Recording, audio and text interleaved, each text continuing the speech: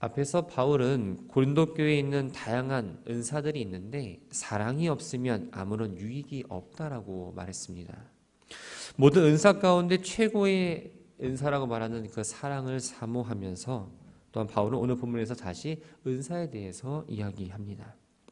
고린도 교회 성도들은 방언을 가장 가치가 있는 성령의 은사라고 생각을 했습니다. 그런데 1절 말씀을 보면 사랑을 토대로 해서 신령한 것들을 사모하되 특별히 예언하려고 하라라고 권면을 합니다. 왜 그럴까요? 바울은 방언과 예언을 비교하면서 예언을 선호하는 이유에 대해서 이야기합니다. 방언을 말하는 사람이 듣는 대상은 사람이 아니라 바로 하나님입니다. 방언은 하나님의 비밀을 말한다기보다는 영으로서 성도 개인의 비밀을 말하는 것이기 때문에 다 알아듣지 못합니다. 병을 고치거나 능력을 행하는 건 신비한 은사라고 여겼고 당시 고린도 교회 안에서는 보편적으로 나타나면서 신비하게 느껴진 은사는 바로 이 방언의 은사입니다. 방언의 은사가 없는 사람들은 당연히 방언의 은사를 받고 싶어 했을 것이고 방언의 은사를 받은 성도들 가운데에는 내가 가장 가치 있는 은사를 받았다며 스스로 자랑하기도 했습니다. 반면에 예언하는 사람의 듣는 대상은 바로 사람이지요. 미래의 사건을 알려주는 것뿐만 아니라 성령의 지시에 따라서 과거 또 현재 미래의 하나님의 사역과 메시지를 사람들이 이해할 수 있는 그들의 언어로 말을 했기 때문에 하나님의 말씀에 반응하도록 도와주고 그 말씀을 듣는 사람들은 믿음이 자라고 격려되고 위로받기도 했습니다. 바울은 계속해서 방언과 예언을 비교합니다. 4절 말씀을 보면 방언을 말하는 자는 자기의 덕을 세우고 예언하는 자는 교회의 덕을 세운다고 말합니다. 이 세운다라는 말은 집을 든든히 세우는 걸 말합니다. 방언과 예언 둘 다 세우는 일이기 때문에 모두가 유익합니다. 그런데 방언은 앞서 말씀드린 대로 개인에게 유익이 하고 또한 개인의 믿음을 세우는 데에 조금 더 치중되어 있기 때문에 모든 사람이 기쁨과 유익을 만족하고 생각하는 사랑의 보편적인 원리와는 조금 거리가 있습니다. 반면에 예언은 교회를 세우고 많은 사람에게 유익을 주는 은사이기 때문에 사랑의 원리에 조금 더 가까운 은사이죠. 바울은 고린도 교회 성도들이 방언의 은사를 남용하거나 혹은 오해하기 때문에 이 은사를 버려야 된다고 지금 말하고 있는 게 아닙니다. 방언은 개인의 덕을 세울 뿐만 아니라 그것이 통역이 된다면 교회의 덕을 세울 수 있습니다. 그렇기 때문에 고린도 교회 성도들에게 너희 모두가 방언을 말했으면 좋겠다라고 바라면서도 이 고린도 교회 현재 상황에서 더 적합한 은사로 바로 그들이 예언하기를 원한다고 지금 바울은 이야기하고 있는 겁니다. 바울은 통역 없이 방언을 말하는 건 다른 사람에게 덕을 세우지 못한다는 사실을 가르치기 위해서 몇 가지 예를 들어 이야기합니다. 첫 번째로 6절 말씀을 보면 자신의 경우를 예를 들고 있습니다. 만약 바울이 지금 고린도 교회에 방문을 해서 알아듣지 못하는 즉 방언으로 계속적으로 무언가 말하는 것과 반대로 알아들을 수 있는 계시나 또 지식이나 예언으로 가르치는 것으로 말한다면 무엇이 더 유익하겠냐라고 묻습니다. 이해할 수 있도록 말을 해야 성도에게 유익하다는 사실을 알려주고 있는 거죠. 두 번째로 7절과 8절을 보면 악기를 예로 들어서 이야기합니다. 7절에 나오는 이 피리는 대표적인 관악기이고 검은 거는 대표적인 현악기입니다. 악기는 음의 규칙에 따라서 질서 정연하게 음을 내어야 듣는 사람이 어떠한 소리인지를 알 수 있습니다. 만약 그렇지 않고 음을 마구잡이로 내게 된다면 그것은 음악이 아니라 사람들이 듣기에는 그냥 시끄러운 소음일 뿐입니다. 뿐만 아니라 악기는 그 악기마다 고유의 소리를 갖고 있습니다. 그래서 정확하게 바른 소리를 내지 않으면 이것이 어떤 악기인지 구별하기가 쉽지 않습니다. 8절에 나오는 나팔은 고대 전쟁에서 공격을 할 때, 퇴각을 할 때, 또 외적으로 적군이 침입했을 때 성 안에서 알리는 악기로 사용이 되었습니다. 만약 나팔이 분명한 소리를 내지 못한다면 적군이 침입했음에도 불구하고 성 안에 있는 사람들에게 그 소리를 분명히 알지 못하고 또한 우리 군대가 공격을 할 때 또 퇴각을 할 때 정확하게 그 군사작전을 수행하지도 못합니다. 바울은 분명한 소리를 내지 못하는 악기나 나팔처럼 성도들이 알아듣기 쉬운 말을 하지 않는다면 무슨 말을 하는지 알 수가 없고 허공에 하는 말과 같다라는 결론을 내립니다. 10절을 보면 바울은 세상의 모든 언어에는 다 뜻이 있다고 말합니다. 어떤 언어든지 그 나름의 의미를 가지고 있다라는 거죠. 그런데 모든 언어가 나름대로의 의미가 있지만 알아들을 수 없다면 그 언어는 무익하게 되고 마치 외국인이 말하는 것처럼 말하는 사람도 혹은 듣는 사람도 느끼게 됩니다. 방언 역시 그 자체로는 일단 의미가 있지만 알아듣지 못한다면 무익하다라고 지금 말하고 있습니다. 그러므로 너희도 영적인 것을 사모하는 자인즉 교회의 덕을 세우기 위하여 그것을 풍성하기를 구하라고 말합니다. 고린도 교회 성도들이 다투고 분쟁하며 또 은사를 가지고 자랑하는 어리석음을 벌였습니다. 하지만 그렇다고 해서 하나님의 자녀가 아닌 건 아니었죠.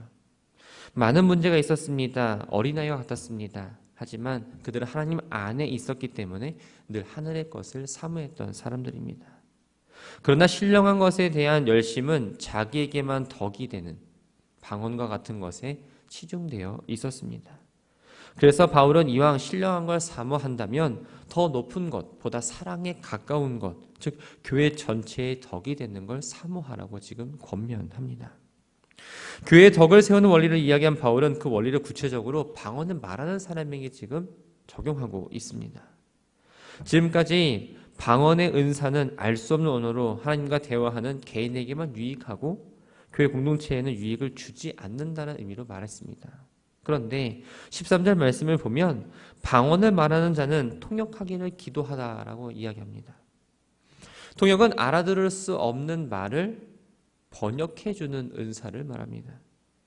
그러면 통역의 은사를 얻게 되면 방언을 모든 사람들에게 알릴 수 있게 되고 사람들에게 유익을 끼칠 수가 있습니다.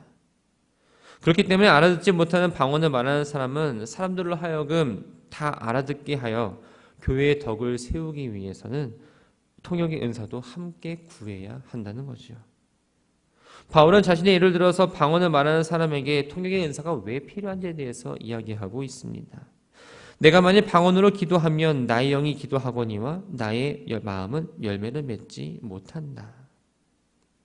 본문의 마음은 인간의 인격인 변화와 지적인 기능을 관할하는 곳으로 생각합니다.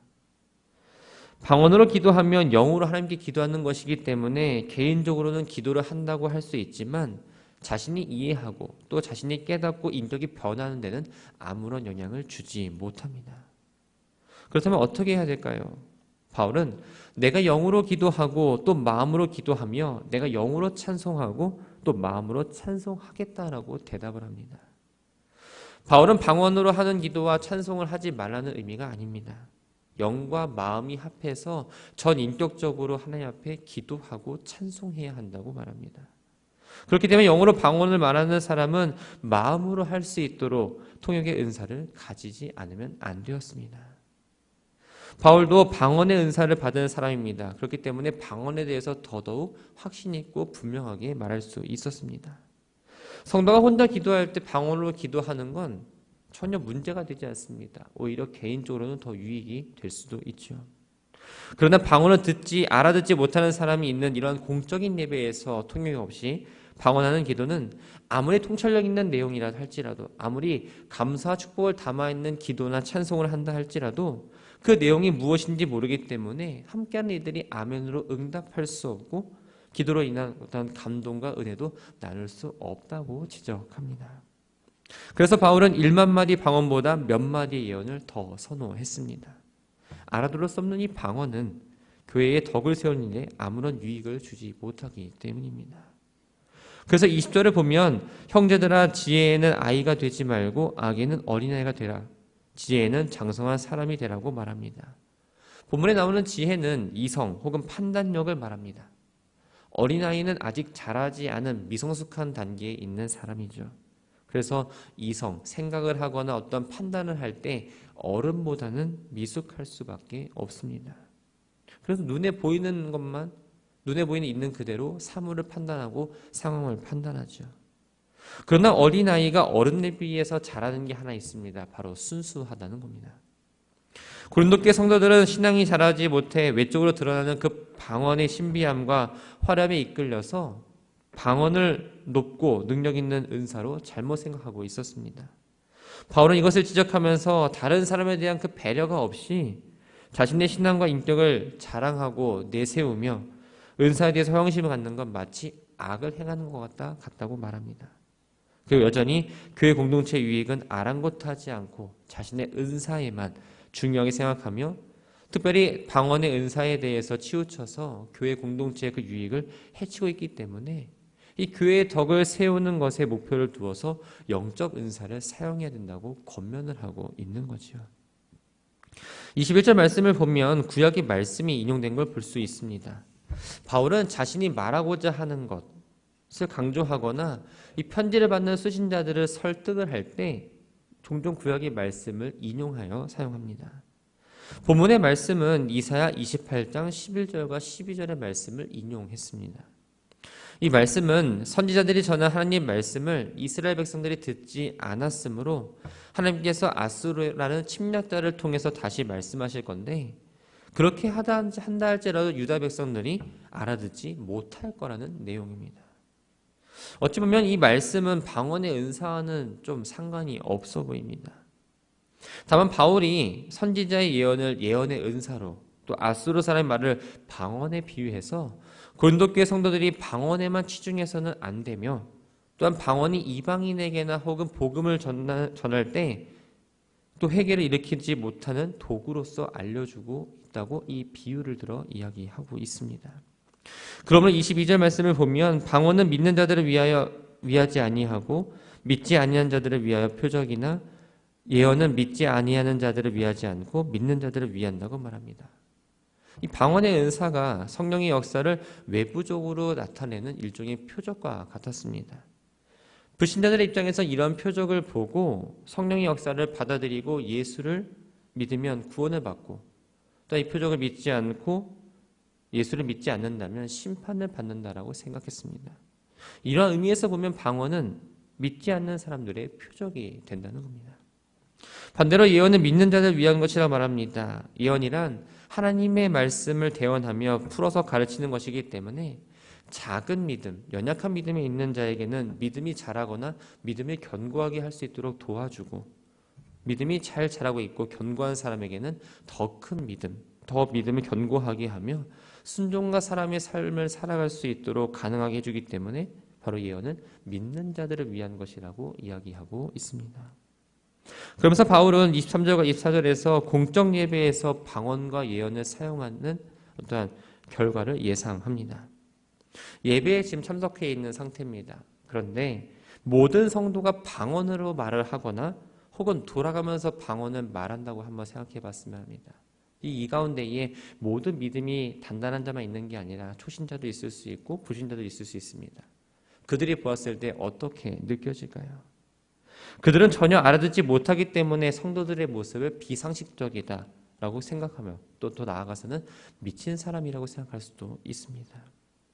그러나 예언을 하면 믿지 않는 사람들 또 은사를 받지 않는 사람들에게 그들의 죄를 깨닫게 하기 때문에 그들은 회개를 하게 될 것이고 더 나아가서 그들은 하나님을 경배하게 만든다고 이야기하며 오늘 말씀을 마무리합니다. 말씀을 정리합니다. 우리 교회 안에는 다양한 사람들이 있습니다. 사람들이 다양한 만큼 또 다양한 은사들을 가지고 계신 분들이 있습니다. 다만 어떤 특정한 은사가 다른 은사보다 더 높다, 더 귀하다라고 생각해서는 안 됩니다. 방언의 은사 역시 다른 은사와 동일한 은사일 뿐인 거죠. 개인의 영적 유익을 위해서 방언하며 기도하는 건 좋은 일입니다. 그러나 그것을 내가 자랑의 수단으로 삼거나 누군가에게 보여주기 위한 수단으로 기도해서는 안 됩니다. 더 나아가서 어떤 은사를 가지고 저 사람의 신앙이 높다, 또 신앙이 낮다를 판단하는 척도가 돼서도 안 되는 거죠. 하나님은 성도 한 사람 한 사람에게 은사를 주셨습니다. 우리는 내가 받은 은사가 무엇인지 압니다. 그 개인의 은사에 대해서 만족하고 머물러서는 안 됩니다.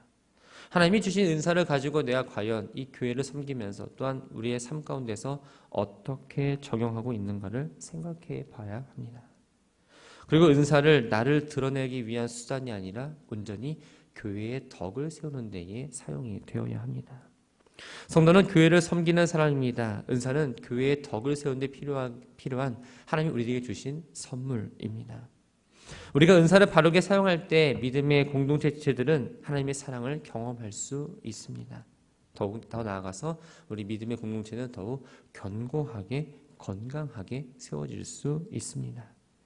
바라게 하나님이 주신 그 은사를 통해서 하나님을 경험했으면 합니다. 또한 깊은 영적인 만족도 누리시고 더 나아가서 우리에게 주어진 그 은사를 통해 우리의 교회를 세우고 또 우리의 신앙을 하루하루 세워나가는 우리 모두가 되기를 주님의 이름으로 축원합니다.